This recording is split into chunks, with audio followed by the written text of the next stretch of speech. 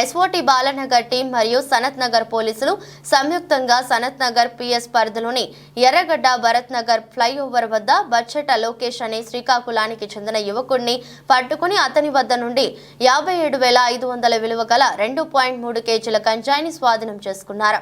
విచారణలో అతను ఏపీలోని శ్రీకాకుళంకు చెందిన వాడని, జీవనోపాధి కోసం హైదరాబాద్ కు వచ్చి మోతీనగర్ లో నివాసం ఉంటూ ఇంటి నిర్మాణ పనులు చేస్తున్నాడని, గంజాయికి ఎక్కువ డిమాండ్ ఉన్నందున హైదరాబాద్ లో గంజాయిని అమ్ముకొని ఎక్కువ డబ్బులు సంపాదించవచ్చునని కొద్ది రోజుల ముందు ఏపీలోని ఇచ్చాపురం వెళ్లి అక్కడ గంజాయిని సరఫరా చేస్తున్న నరేష్ ఆర్ఓ సోంపేట ఏపీ నుండి గంజాయిని కొనుగోలు చేసి హైదరాబాద్ కు చేరుకున్నాడు.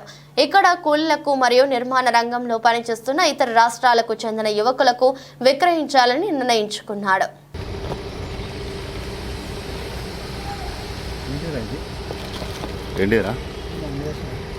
మొత్తం చేయి, బయటికి ఓపెన్ చేయి. ఏంటి